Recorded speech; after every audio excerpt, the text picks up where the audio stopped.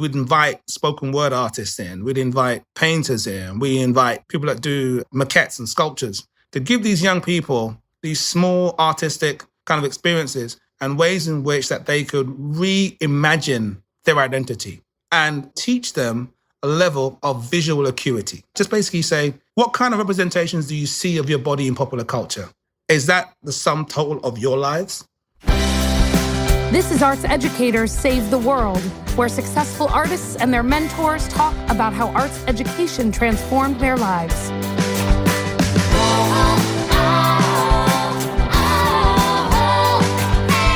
Hello, love.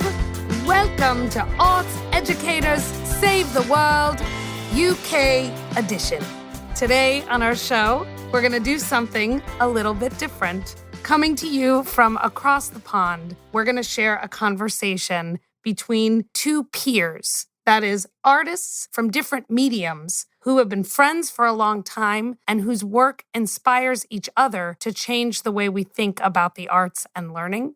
This is a unique form of mentorship, as we'll hear in their conversation, that work that they produce inspires each other to become better educators, to become better artists, and to become better humans. And since their conversation didn't work like a traditional artist-mentor conversation, I'm going to give you a tiny bit of background about each of them so that you can follow the story that they're telling us about their relationship with one another. On our show today, we have Faisal Abdu'Allah, who is an artist and a professor right here with me at the University of Wisconsin-Madison. He is a sculptor, he is a photographer, he is a barber, and he uses a range of media in the visual arts to express himself and to work with young people. We also have on our show actor Fraser James, who, among many other projects, is the star of Baby Father, a BBC TV show that aired from 2001 to 2002 and focused on 4 Black men struggling with the issues of fatherhood, love, and friendship. You'll hear more about Baby Father and why that's so important to Faisal and Fraser's relationship. And Fraser is also the director of Underexposed Arts, which is a portrait series by photographer Franklin Rogers featuring Black British actors that has been shown in museums across the UK and in public communities all around London. The project aims to give young people access to the images and voices of Black artists as inspirations for their own lives. You'll also hear more about Underexposed Arts throughout their conversation.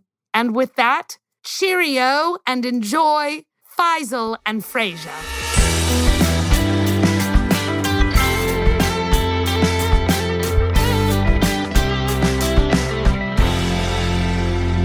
I would like to start by pretending y'all are the hosts instead of me. And so the way I want to do that is, Faisal, can you please introduce our guest on Arts Educators Save the World today, Fraser James? Born in Camden. And any of you who know Camden, it's one of the hotbeds of creativity. And it brings forward a certain kind of rounded individual. Fraser trained at Guildhall, one of the top drama schools. Fraser is featured in numerous films, dramas, more important, Terminator. Fraser was in the seminal piece Yardie. He was also in a very important seminal drama called Baby Father, and numerous other accolades. Other than that, he's a great, great visionary, has a wonderful understanding of the arts and how the arts is imbricated in all of our lives, and a stellar human being. Thank you. That was great. Unprepared. I didn't see a single note. Absolutely. Now, Fraser, please introduce the guest on today's podcast, Faisal Abdu'Allah.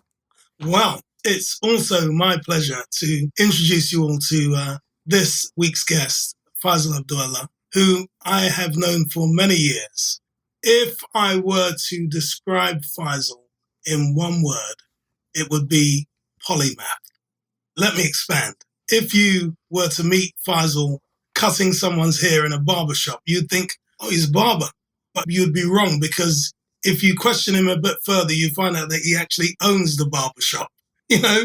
And then on another day, if you were to be at an opening of an art show and you bumped into Faisal, you say, hey, man, what are you doing here? And he'd say, this is my art show. And you think, what? if you know him as a barber, how can you be an artist? And then you find out that he's a multidisciplinary artist. He has, across many different platforms, how Faisal can deliver beautiful art. And then on another day, you might bump into him, I don't know, at the airport or a train station or something. You say, where are you off to, man? He's like, oh, I'm just going over to the States because I'm teaching, I'm a professor over there. You know, so it's like, this man is, to me, one of the iconic polymaths in my lifetime. You know, I find that his understanding of art across multiple disciplines, his understanding of life, you know, you can have a conversation with Faisal about everyday things, or you can have a deep, deep level conversation with him about what next for a project that we're working on. And you're going to get bulletproof answers. So, yeah, that's Faisal Abdu'Allah. Thank you, Fraser. It's nice to hear yourself through somebody else's voice, isn't it? Yeah, absolutely. Tell me the story of the first time you worked together. And it's okay if it's not the same story. It's also okay if one of you starts and the other one picks it up. I think I can start it because, as Fraser alluded to earlier, I have a barbershop in London and I set that up with the proceeds of selling work when I just left art school. We get so many clients in. And we had one guy that came in all the time, lovely, quiet, humble human being by the name of Ulrich Riley. And Ulrich Riley is a director. It turned out, as I was cutting his hair, I said, I'd seen all of the stuff that he had done on BBC TV and he'd won loads of awards. And he said he was currently working on Baby Father. And while I was cutting his hair, I said, Ulrich, why is it all the Black British actors look extremely rough? They're always ungroomed. Think about the American actors. Look how groomed they are. And I could see him sitting there and like looking into the mirror and his mind was like drifting. He says, yeah, you got a point. And I even told him some of the productions that he had done. The actors looked a little bit on the rough side. I tell you what he said, I'm going to see if I can get you on set for Baby Father. I was like, yeah, I could do that. He said, there'll be an early morning call. And I had no idea what he was talking about. Apparently in drama, they have this call time. So everybody turns up and sits around the whole day. So I put my case, my stuff in my Beetle. I left my house at 3:30 and drove over to East London. And I think they were surprised that this barber was actually on time. Because I'm assuming they probably had issues with barbers in the past, hence the reasons why some of our well-known actors were slightly ungroomed. And I remember going into the mobile unit, and there was a fully fledged 3 chairs, mirrors, lights, and they said I could set up in the corner. And they said, here are the list of the actors. And I knew all of them by their name, by their reputation.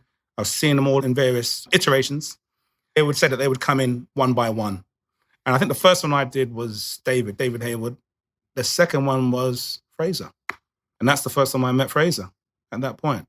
Yes, so there I was, walked into the makeup truck. Usually it would be one of the makeup girls that would give you a trim of some description.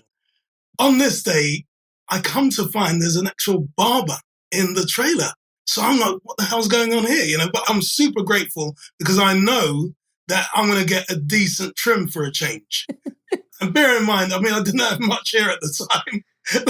I had a bit more than I have now, but it was just a pleasure to know that for a change that I was going to get a really crisp trim. And so, as you did, we began talking and we were talking about a lot of different subjects. And I'm not sure how it came up, but then Faisal kind of let me know that he was an artist. And I said, what do you mean? He said, well, yeah, I'm an artist. So I said, well, how? I mean, so what, you're a barber, you own a barber's, but you are also an artist. And I just couldn't relate the two things, you know? And so that was really the first trigger for me in terms of my engagement with Faisal, because I was so impressed by that combination of things. And so when I met Faisal and he told me he was an artist as well as a barber, I was just blown away by that. Yeah, that's how we met.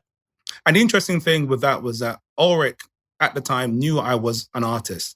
And he asked me if they could use one of my works in Baby Father. So there's a scene, I think it's in the apartment that Fraser was in. Yeah. And one of my large photographs was on the wall.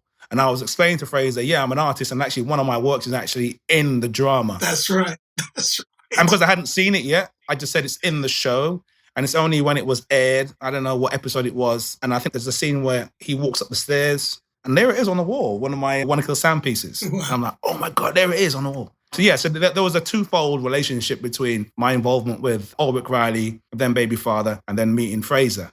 The complexities and the politics of being an actor is the same as the politics of me being an artist. Right. The very same piece that was in Baby Father was the same piece that was in my MA show or MFA show in the US that my professor said I wasn't allowed to show. But that work was what launched my career. Faisal, can you talk about the piece a little? What the piece was that they didn't want you to show and why it required so much strength and agency on your part to get them to include it? Yeah, because I think even now in contemporary culture, there's a lot of talk about kind of agency. There's a lot of talk about having voice. Those things have been going on for a long time. You know, I think Baby Father was a very, very important moment, but people haven't recognized it yet. When they go back into the archives, when it was made and the things that it was discussing, they'll understand it. In 1991, I made a piece called I Want to Kill Sam, and it was referenced in the black body in popular culture. And it was about finding novel ways and other ways to reclaim it. So these were friends of mine that were musicians, and I got them to pose in the Royal College of Art's photo studios, and they're holding weapons. They're holding like guns and machetes, but it's all very playful. One of the people from the media in the Royal College wanted the image to advertise the university show. But the head of the school said, whoever this artist or student is that has made this piece, number one, not only will they not represent the show, they will not show their work in their entirety. And then my professors called me in and they said, there's been some pushback about your show. I never forget what he said. He said, because we know you're not like that. I was like, what? What do you mean I'm not like that? So they felt that the work was somehow critiquing whiteness, and it was supporting gun violence, and it was purporting to chaos. And I said to them, but hold on a second. One of the main images is this guy pointing a gun straight at the viewer. Surely you've seen James Bond. Surely you've seen Terminator. Surely you've seen First Blood. Surely you've seen all of these other characters acting and playing out in a certain kind of way. And what you're trying to say is that when a white person holds a gun, it's entertainment and it's playful and it's a myriad of readings. When a black person holds a weapon, it's only read in one way. This person is an aggressor. So there was a lot of backwards and forwards and them not actually even talking about the artistic value and quality of the work, but purely judging the work through me. Because I'm pretty sure, if it was a white artist making the same work, it'd be like, oh, this is interesting work because, you're critiquing, they would have approached the work and critiqued the work very differently. It was a watershed moment for me as a young person. It was a watershed moment as a short, sharp intro into what my potential life could be like, whether or not I could handle the fire, whether or not I would walk away from the art world at that very, very young age. Because I always said to people that, when I was 14, I went to the National Portrait Gallery and I saw images of my body in subservient positions. And I wrote a promissory note to myself. And I said that I would take up the profession of being an artist just for the sole purpose of indexing different ways of seeing self. And I'm not interested in making a lot of money or being on front of magazines. I just want to make sure that I leave an index, a trace of different ways of seeing my body. And that's why for me, I Want to Kill Sam was really important. And funnily enough, that's the piece that's going to be shown at Momoka here in September in my solo show here. So you'll see it. As you were describing that set of experiences, Faisal, I was thinking or wondering, Fraser, how that set of ideas has influenced your work. And hopefully we'll talk more about underexposed arts, but I can see direct connections from what Faisal is describing to the sort of mission and vision that you have for working with young people. Talk a little bit about that, how those concepts have influenced your own career as an artist. We were talking about Baby Father earlier on. I finished filming it and I was at home one morning and this radio show was on. It was a phone-in and they said, there was this violence that took place in the black community the previous night, some knife crime. And the premise of the show was the reason why there's violence in the black community and low achievement for black school leavers was because a lack of black role models in our community. And I just finished Baby Father, where 4 black male leads, director, writer, sound recordist, makeup artist, barber. There's so many role models for me in that show. And so I was pumping away at the telephone pad to get through and say, listen, I don't agree with that premise. I just had a moment where I said, right, I'm going to do an exhibition and I'm going to call it Underexposed because we are underexposed. I'm going to just push positive representation out there, just beautiful images of people from the black community and just suggest that maybe here's a role model for you, and there might be another one, and there might be another one, and see how they respond to it. So that's really how Underexposed started. At the time, it was Underexposed many years ago, and subsequently became Underexposed Arts. I tell you straight, I walked into the Arts Council at the same time and pitched the idea to them. And the guy said to me, okay, so you want to do 30 portraits of Black British actors and put them up on hoardings in the public realm. I said, that's precisely it. And he said, so what? I said, what do you mean, so what? He said, well, so what? What's the big deal about that? I said, you kidding me? He said, no, I'm not kidding you. I said, you need to explain yourself. So I said, well, when was the last time you walked into a newsagent and saw a black face on the front cover of a magazine? Now, this is like 2007, 2008, where we just finished Baby Father, lead black show. We couldn't get on the front cover of Radio Times or the TV Times. So our representation at that time on magazines, in commercials, out there in the public was not anywhere close to what it is now. That's kind of what I made him understand. And thankfully, perhaps not him, but other people at the Arts Council understood, and we made it happen. Finally, we agreed on putting them on the windows in Contravision. So 7 of these portraits in huge, huge portrait windows of this building. And I was looking up at the building thinking, right, so how are we going to keep these portraits clean? How are we going to keep them so they're aesthetically pleasing for years to come in the way that the others were?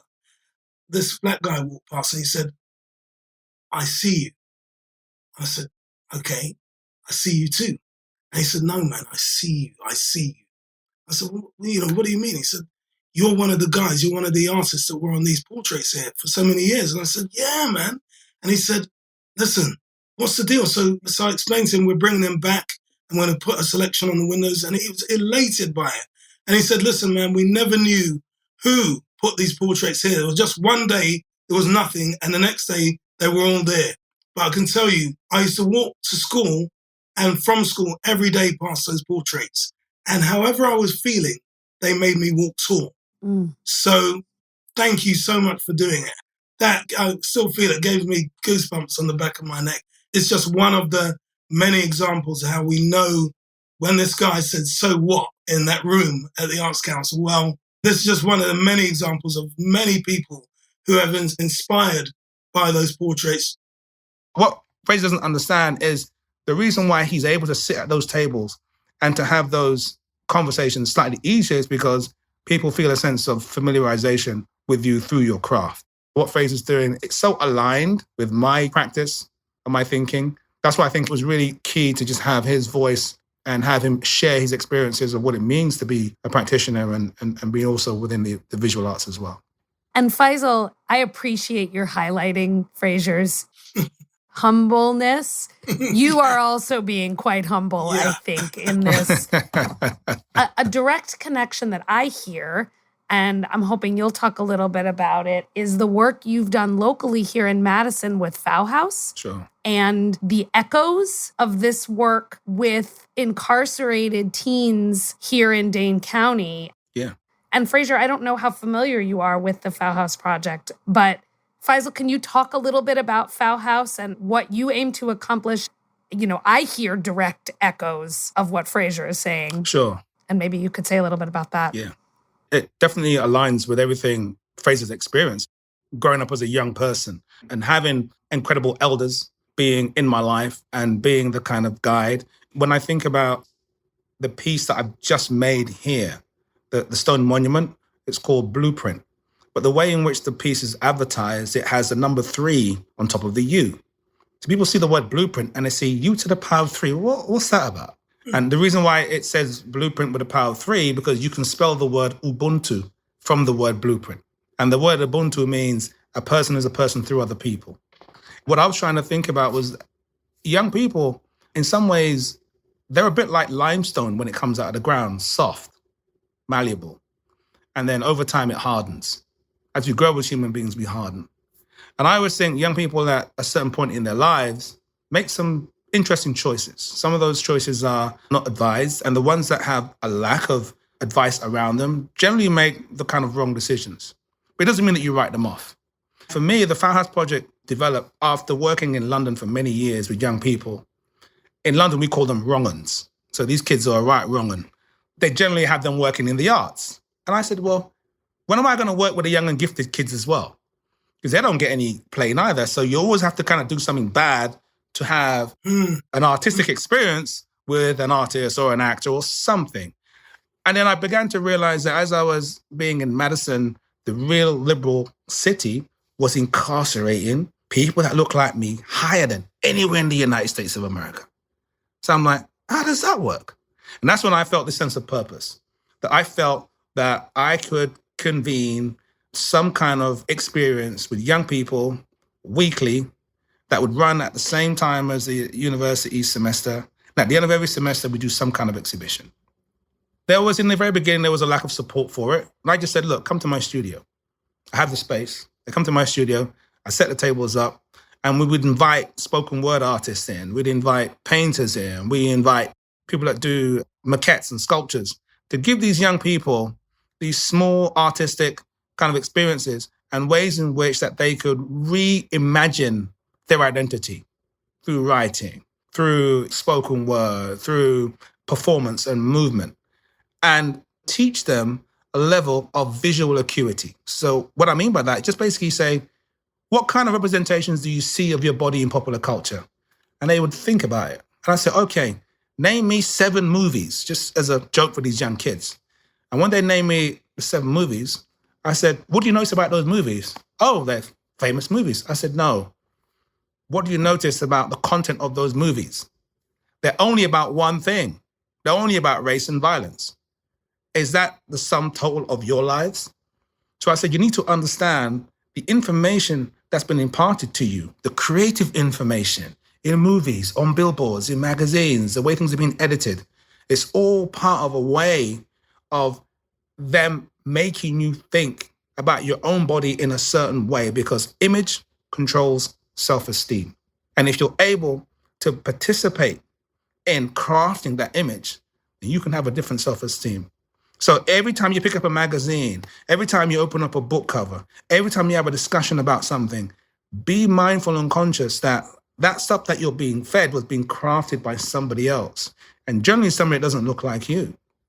Then I would say to them, look at some of the movies by Tyler Perry, for example. I said, they're not the greatest movies with content, but I said, look at the way he lights black skin.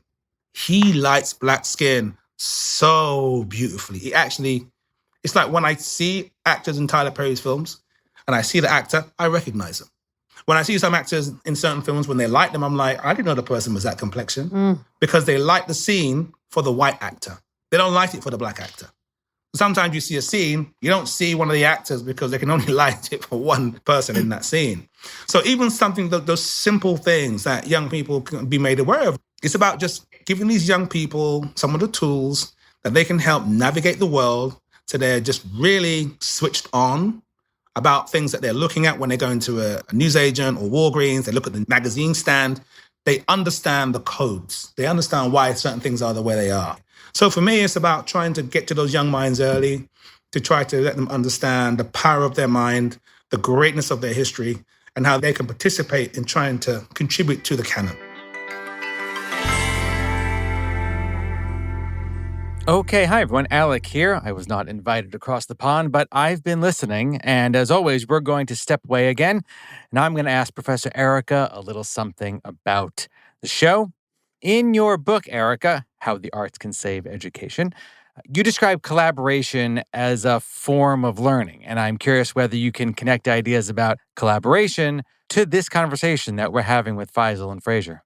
You know, it's so interesting to hear 2 people who have worked together, but often work independently, create direct echoes of the work one of them produces in one context and applied directly to another context. In learning theory speak, we call that collaboration through the air. I didn't make that term up. Other learning researchers have talked about this, which is the idea that when a person innovates an idea and other creators witness that innovation, they often pick the innovation up and use it in their own way toward their own creative ends. So if you're making a flashlight out of found objects and you see someone figure out how to create a switch button, all of a sudden your flashlight might have a switch button, even though when you started making it, that's not how you intended to create it. I heard collaboration through the air all over the place in the way Faisal and Fraser talk about particularly how they think about the relationship between representation and identity. Underexposed Arts is all about how photographic representations of successful artists can inspire young people to think about their identities. And Faisal's Fowl House project is all about how young people themselves can create the kinds of artistic pieces that allow them to explore their own identities through arts practice. To me, this form of mentorship, so maybe I'm going to coin a new term right now, we're going to call it mentorship through the air, which reflects how Faisal's work as a teaching artist is inspired by Fraser's work as a director of an arts project, and Fraser's work as the director of an arts project is inspired by Faisal's work as a teaching artist. And I can't wait for you all to hear some more about how this mentorship through the air works in their friendship and their arts practice. To complete the circle of collaboration through the air, you can hear from Faisal how the young people in the Fowl House project are learning from one another about innovations in representation and identity through working side by side, each to create their own pieces, but using similar tools. Is collaboration through the air why Ants and A Bug's Life came out at the same time? Could be. Could be. You'd have to ask the creators of those two films. But there was obviously something in the air that gave rise to two, I would say, pretty funny insect-based buggy movies at the same time. Yeah, it could also be one just stole the other. Okay, let's go back to the show.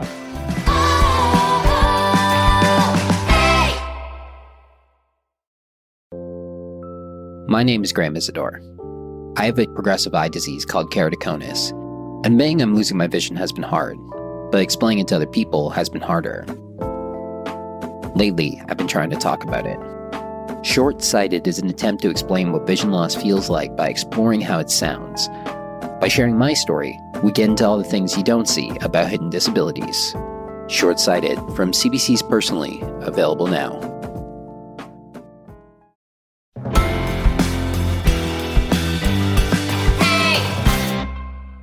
Faisal, I'd love to talk to you about the Fowl House project at the public library, which was a series of photographic self-portraits that hung in the windows of the downtown branch of the Madison Public Library at 20 feet tall? Yeah. Fraser, you were talking about having the underexposed portraits live as representations for young people in a public space. These are portraits that the young people have done of themselves that are, I would argue, aiming to achieve the same mission, but from these kind of mirrored perspectives that, Fraser, you're saying, here are representations of role models that you as a young person, a young Black person who aims to be an artist, can draw from for thinking about your life. And here's Faisal echoing that artistically by saying to these young people, and you can make your own portraits. And then those portraits become representations that are publicly shared. For me, that's a really remarkable way that your artistic practices are informing one another, even if it's not a direct, Fraser came over, and met with the young people, and this is what we decided to do. But for me, it has this very authentic artistic echo. Yeah, absolutely. What was really important for that project was these young kids that are generally rendered invisible became visible because their bodies were like 20 feet tall. And people felt, is that the minute they see scale, something rendered being important on the side of a building, are they famous? Are they making money? So all of a sudden, the person is recognizable. So they became recognizable to their peers and their teachers who felt that these kids were slightly off the mark. And they said, well, how did you qualify to have your picture up there on that scale? And what it did, it reset their hard drive. Like, yeah, they've been a bit naughty, but now having this image out there, they themselves are becoming a role model. People are going out there snapping it on their phone. And even though it was a temporary exhibition, no one can take it back that they were on the side of this building for like 3 or 4 weeks. They did change their behavior accordingly. And I think there was huge improvements in their schoolwork.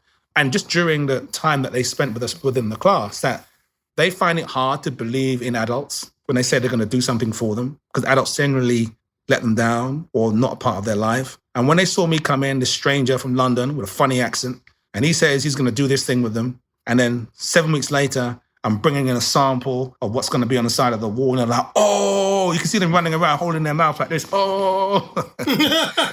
And then the great thing was then the day of the installation. And we came and the team turned up and they were putting these things up and they were completely in love with it. And then their parents came. And that was the most important thing. The parents came and the social workers came who were working with these young kids. And even in one of the shows, one of the judges came. What the judges do, the judge says, okay, you're going to go to that youth center for 6 weeks or you're going to go to prison. And the judge went, this is the work that you guys are doing? And then the young kids would be talking to the judge and the kids would call me over, Faisal, come over here. This sense of pride, this sense of kind of ownership, this sense of transformation was very key. That I hope will continue within the Firehouse Project moving forward, because it makes a huge difference using arts to help kids navigate the world and help them kind of navigate themselves.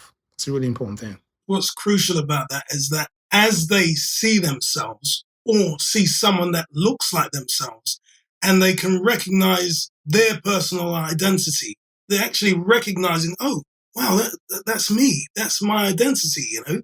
That's so big. And that space is huge. And they recognize that and it builds their confidence. Absolutely. And it encourages aspiration. And that's, in its simplest form, is what we're trying to do at Underexposed Arts. And that's the work that Faisal's doing, which is echoing it. As Frank says, our legacy is in the lives we change. We know that having those portraits sat out there in the public realm for not close to 10 years before they were moved to a different location, so many different people walked past it. People like John Boyega, who used to live there. John Boyega, who's an international actor in Star Wars. Letitia Wright, Chidera Egeru, Damson Idris. These are guys that from that era grew up around those portraits and saw all these actors alongside their gems of knowledge, these gems which they were offered, that the artists offered us those gems and said, this is what, gives me confidence. This is what I think can inspire you. And alongside this beautiful portrait that Frank took, you had these gems of knowledge. You might walk past it for a week and not notice it. And then one day you'll stop and you'll look at it. And then the next day you look at another one. And over a period of time, they're embedding themselves in your psyche, in who you are and who you want to be, who you aspire to be. And then that shift, whether you want to be an actor or with this new collection of portraits, we have actors, we have musicians, we have a lawyer, we have a Formula One trackside engineer. We've got Faisal.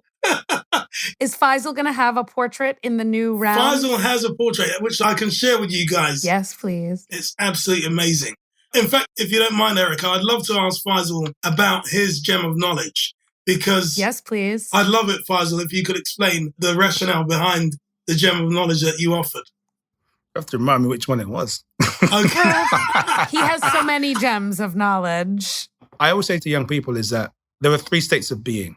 So the state is solid, liquid, gas. Yes. And for me, the 3 states of being defined by being present. And sometimes we're never present. We're always living in the future. I want to do this tomorrow. I want to do this next year. And I said, when I look at a piece of work, I look at an artwork, I'm in solid state.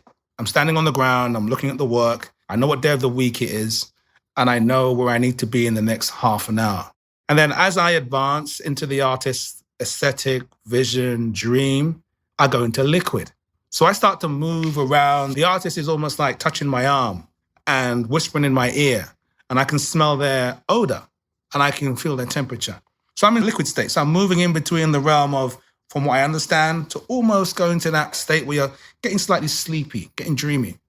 And then if the work is really effective, they pull me right inside of the work. I'm in the work and I'm in gas. So when I'm in gas, I have no concept of where I am. I have no concept where I'm standing. I have no idea what day of the week it is. I'm totally in the zone or the realm or the universe of the artist. And I'm floating in this state of nothingness. And I think understanding those three states of being for me is the only way that I can convey the effectiveness of somebody's craft. But the magic is being able to come back down, to go from gas to liquid to solid. And then when you're back in solid state, you have no idea where you were. So I think understanding those states of being is crucial. And it allows more play. The more we can play, that gives us more joy. And I think it allows us to push off some of those good hormones that can only help us to heal. So I think it's really important. What I found revelatory about your description, when I got back into the studio and I went through your tape and I listened to it, and I sat back and I said, he's talking about being in the moment. Yeah. He's talking about when, as an actor, when I'm in the moment, which is something I strive to be. Sometimes on a film set where we got a mic, a boom mic, that close to your head. And I'm always amazed by the fact that I never have in all my years noticed that boom mic. I've got a film crew around me, this camera that's doing this thing, these lights that are around you, the boom mic, but you don't engage with it because you're trying to engage with that person that you're listening to and trying to respond to. And if you can get yourself into a place where you're so in the zone that you forget all of the things that are around you, that you're just engaging with that moment of listening and responding, then you're being in the moment. And that's when the magic happens. It's that space. Talk about becoming solid again. You become solid when they shout cut. Yeah. Do you know what I mean? We'll talk about that, Faisal, because we want to do a talk about that.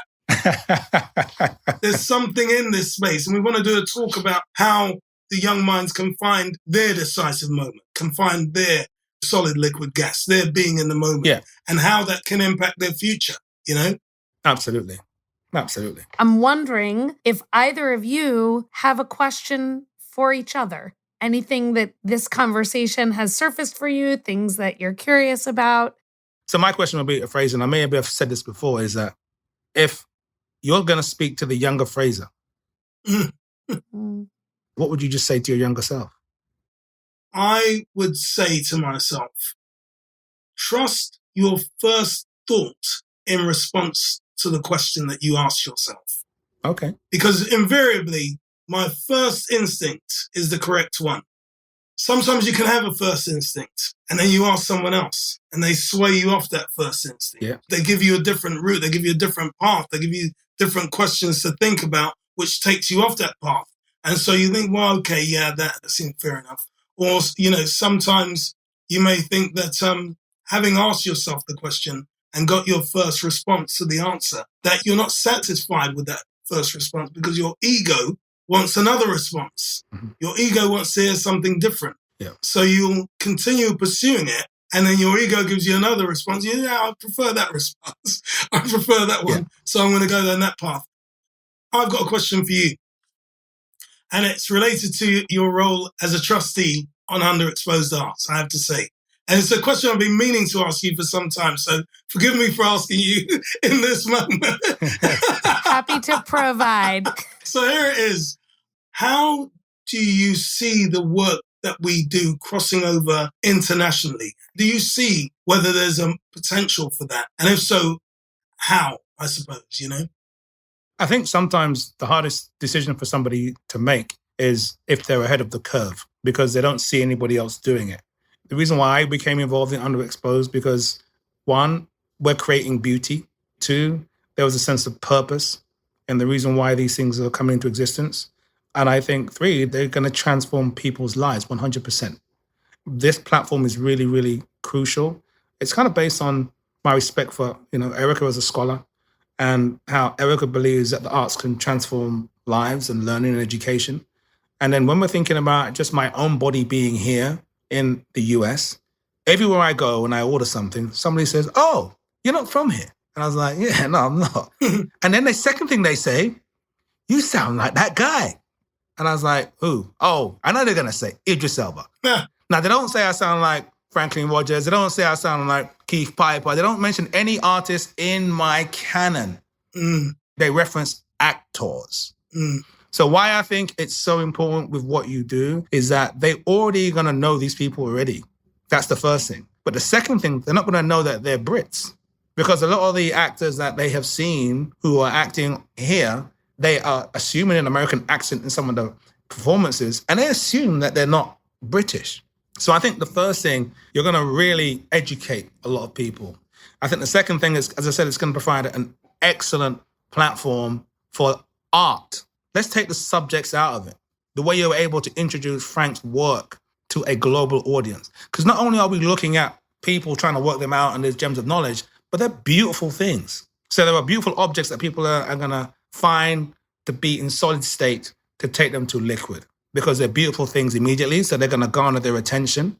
They're going to hold them. They're going to turn them to liquid. And through their curiosity, they're going to turn to gas. They're going to be in the work. Being a part of this movement is crucial. And I could never, ever not want to be a part of it. And to make sure that the artist is always looked after, to make sure their rights and entitlements are right. And if I don't feel right about something, I'll let you know. But I think it's really important that if you want to see change, you need to be a part of it. I think it's a wonderful moment for the visual arts. It's a wonderful moment for educating and re-educating. And it's a wonderful moment to have these voices in a framework or in a template curated in a particular way that tells a beautiful story. And you told the first one already in the first iteration. And you had Idris Elba, you had yourself, you had all the artists from one tier in that. And the next iteration, I think, is going to be incredible. And it's going to be a great learning tool for a lot of people. I think that the gems of knowledge transcend one particular country, because that's the beauty of these images, that we've got the beautiful images, but we've also got these gems of knowledge that the artists have offered to inspire other people or to let them understand, well, what triggers you, what gets you going. Yeah. Full agree. This is my passion, how arts practices transform young people's lives through teaching and learning and design and experience. So however I can lend my voice to this process, I'm here for it.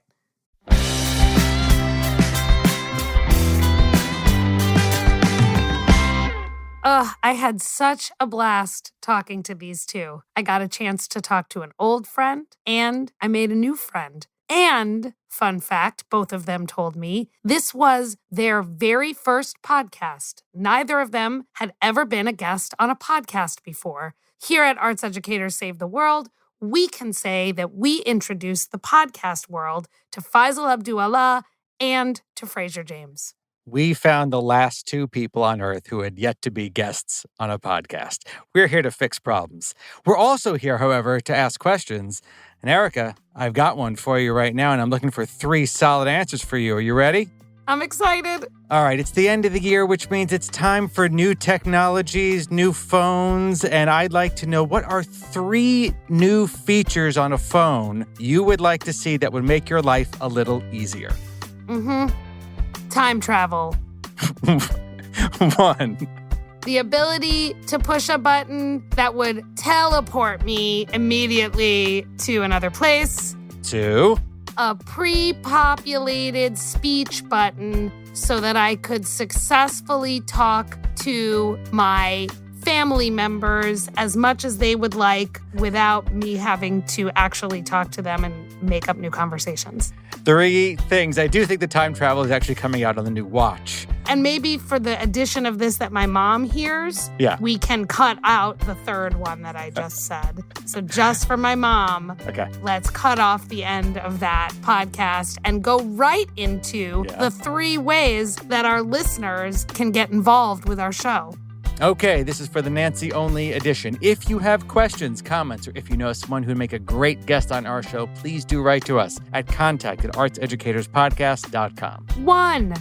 Or you can use our handy-dandy interview guide to talk to your own mentor about the ways they've changed your life through the arts. You could find that at artseducatorspodcast.com/contact. 2.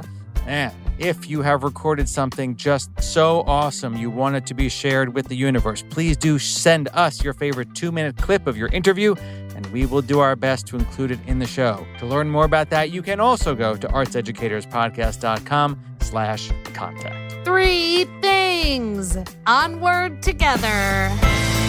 Arts Educators Save the World is hosted by Erica Rosenfeld Halverson and produced and co-hosted by me, Alec Lev. Our executive producer is Doug Matica, and our audio producer is Justin Asher. We are also executive produced by the fantastic group at Story Pirate Studios, Lee Overtree, Benjamin Salka, and Amy Fiore. Original music is by Dan Lipton, and our artwork is by Lyra Evans. Check out our website, designed by Cole Locasio, at www.artseducatorspodcast.com. You can follow us on Twitter at ArtsEducators. Yes, somehow that wasn't taken yet. And on Instagram at ArtsEducatorsPodcast. Write to us with your questions and comments at contact@artseducatorspodcast.com. And wherever you're listening, please remember to subscribe, rate, and review. It really helps the show.